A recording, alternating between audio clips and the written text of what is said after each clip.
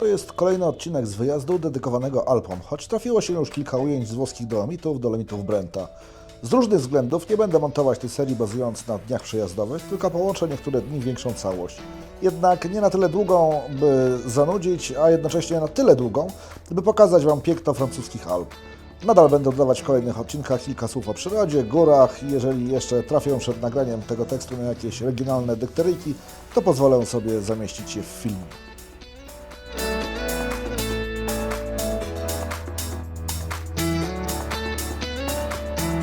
Ponieważ plan na przejechanie drogi Wielkich Alp był całkiem nieźle opracowany, z autostrady uciekliśmy tylko ze względu na nudę i upał.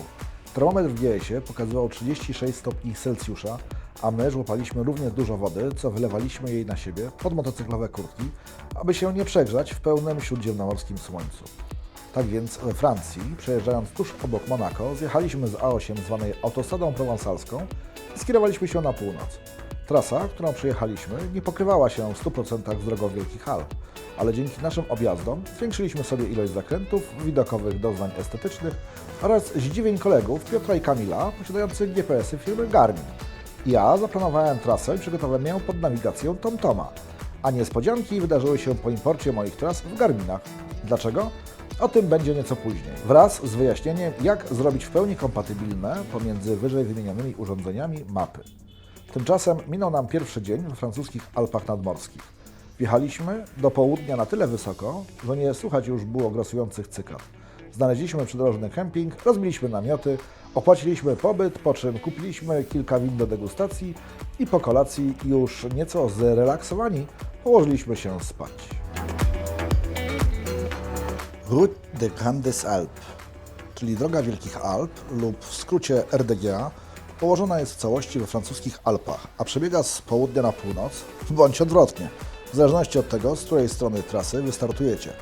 A teraz kawałek opisu tej drogi zaczerpnięty ze strony Marka Berkana, aktywnie.mberkan.pl. Trasa ta to około 720 km pięknych serpentyn i przełęczy od Menton, koło Nicei nad Morzem Śródziemnym, do Thonon-les-Bains nad Jeziorem Genewskim. Trasa prowadzi przez 17 przełęczy alpejskich, z tego 6 z nich leżą powyżej 2000 metrów nad poziomem morza. Większość odcinków Drogi Wielkich Alp jest otwarta od maja, natomiast najwyższe przełęcze dopiero od połowy czerwca, w zależności od obfitości opadów śniegu zimą. Budowa drogi została zapoczątkowana w 1909 roku i została otwarta już w 1913 roku. Asfaltową nawierzchnię na całej swojej długości uzyskała w 1937 roku. Obecna nazwa Route des Grandes Alpes została nadana tej trasie w 1950 roku. RDGA jest określana jako najlepsza droga górska na świecie i całkowicie skłaniam się do takiej opinii. Jej unikalność polega na tym, że 3 bądź 4 dni jedzie się ją niemal wyłącznie przez góry, mijając tylko niewielkie miasteczka z dala od cywilizacji, w przeciwieństwie do Dolomitów czy szwajcarskiej części Alp, gdzie często trzeba przejeżdżać przez zatłoczone drogi tranzytowe i miasteczka. Piękne widoki, strome, niezliczone serpentyny, mosty, tunele, rwące rzeki, wodospady. Jeździć, nie umierać. Następnego dnia, jadąc nie do końca po oryginalnie zaplanowanej przez Francuzów trasie, zjechaliśmy z asfaltu. Może inaczej to opowiem. Brakowało nam pieczywa na śniadanie, więc zamiast jechać dalej trasą, wróciliśmy kawałek do miasteczka i wszystko było jeszcze pozamykane. A do tego nie trafiliśmy na piekarnię. Cóż, jedziemy na Górniaka. Wyznaczyłem więc na szybko drogę do najbliższego punktu zaplanowanej uprzednio trasy i ruszyliśmy. Ulica wyprowadziła nas z miasteczka na pobliskie zbocza, a asfalt się ciut pogorszył. Po kolejnych 2 kilometrach pogorszył się jeszcze bardziej, aż w końcu znikł zupełnie, a pod naszymi kołami pozostała tylko droga szutrowa, wiodąca nas kolejnymi trawersami gór. Bardzo się ucieszyliśmy, gdyż jak wiadomo, obie Hondy NC to motocykle typowo w teren, a GS to sobie jakoś poradzi. Oczywiście był to sarkazm, a szutrowa droga wzbudzała w nas może nie tyle niesmak, co bardziej obawy, dokąd nas zaprowadzi. Ubite kamyczki zastąpiły w końcu całkiem duże kamienie, a droga zmieniła się w drogę dobrą tylko dla ciągników. Udało się. Wróciliśmy na asfalt. Ucałowaliśmy go indywidualnie oraz zbiorowo i pomknęliśmy dalej, dodając do naszych przełęczy jedną spoza głównego szlaku RDGA, a mianowicie Col de Brousse, 1003 metry nad poziomem morza. Niestety w ten sposób ominęliśmy Col de Turin.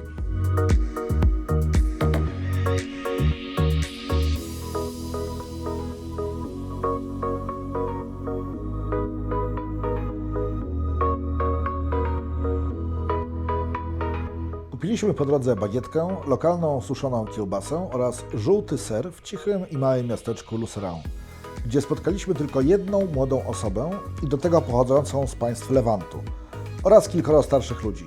Miasteczko Lucerain doświadczyło masowej emigracji w latach 80. i 90., gdy większość osób w wieku produkcyjnym opuściła to miasteczko, nie widząc dla siebie i swoich dzieci przyszłości w tymże miejscu. Smutne, ale jakże prawdziwe zarazem. Rozglądaliśmy się nieco pijąc poranną pyszną kawę i zajadając croissanta, ale nie pojawił się w restauracji ani w sąsiednim sklepie nikt młody. Cóż, pewnie to samo czeka polskie miasteczka, bo centralizacja produkcji oraz usług dopadła już także Polskę i należy się spodziewać, że miasta takie jak Iława, Działdowo, Sanok czy Piła staną się już za kilka, może kilkanaście lat takimi samymi miastami ludzi starych co Lucerain we Francji.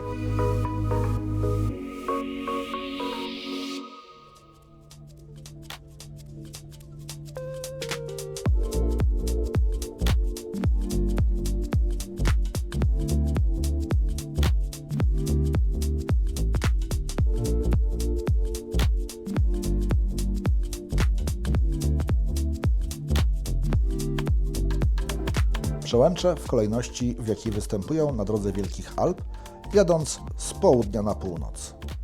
Col de Castillon, Col de Turigny, Col Saint-Martin, Col de la Cuyole, Col de Valbert, Col de la Cayolle, Col de Vars, Col d'Izoire, Col du Lateret, Col du Galibier, Col du Télégraphe, Col de Rizan, Cormet de Coselin, Col de Sazier, Col de Ravy, Col de la Colombière, Col de Gers.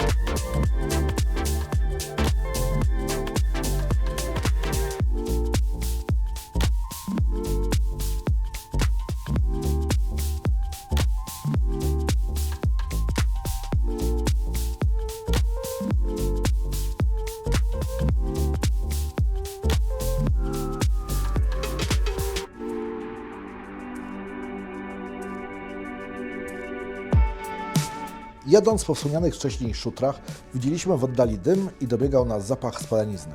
To płonął las, gdzieś w kierunku naszej jazdy. Jedyne, co mogliśmy w związku z tym zrobić, to uważnie rozglądać się przed zjeżdżaniem do kolejnych dolin, by nie zostać zaskoczonym rozprzestrzeniającym się ogniem. W zasadzie to nie ogień byłby problemem w dolinie, gdyż las na stoku płonie w górę stoku, lecz trujący dym, który mógłby zostać nawiany do owych dolin. Była to całkiem uzasadniona obawa ze względu na lekki wiaterek, który towarzyszył nam od rana, dając wytchnienie od wakacyjnego francuskiego upału panującego w niższych partiach terenu.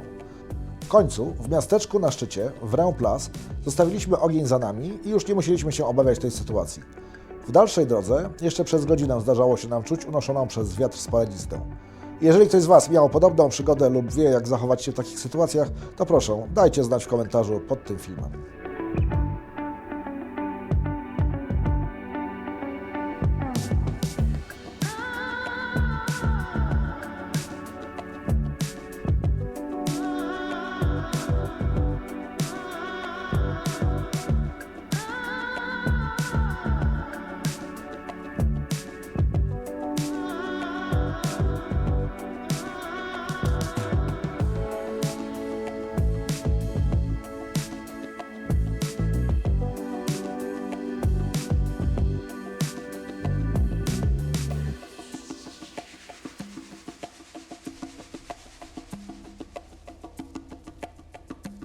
A teraz o Reuplace. To urokliwe miasteczko leżące u podnóża fortecy de la Modulaine, zaprojektowane przez André Maginota.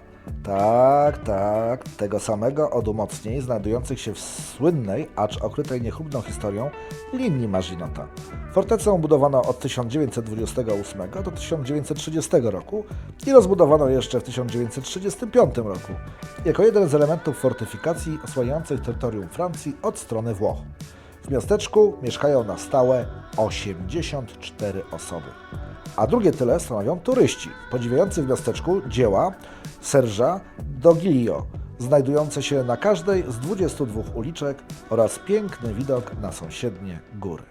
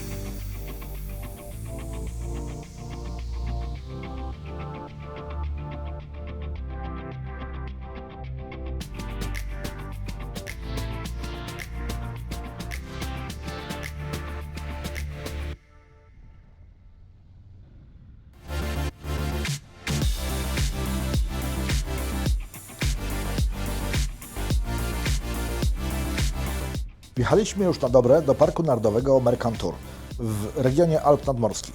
Obszar tego Parku Narodowego charakteryzuje się różnorodnymi mikroklimatami ze względu na alpejskie i jednocześnie śródziemnomorskie położenie i ma bardzo zróżnicowaną topografię. Dzięki takiemu położeniu występuje tu różnorodna naturalna roślinność, a rodzime drzewa to przede wszystkim sosna i modrzew europejski.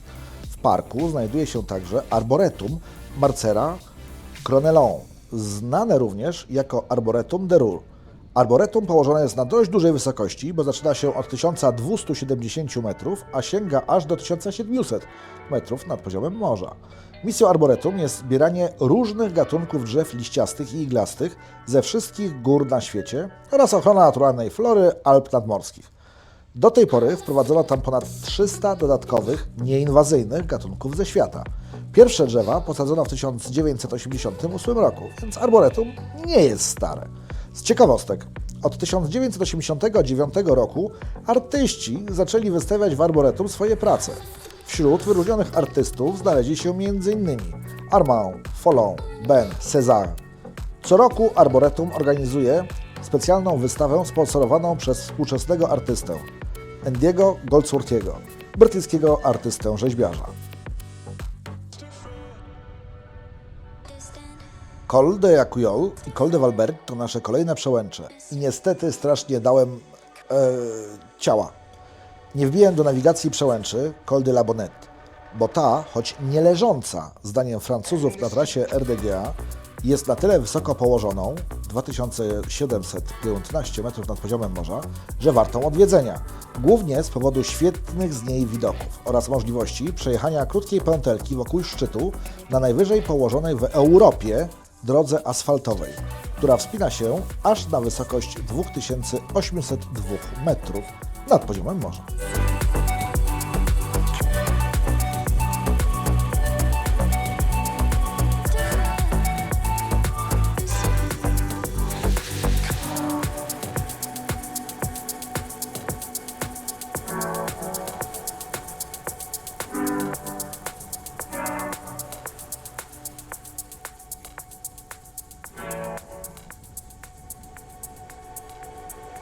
Different.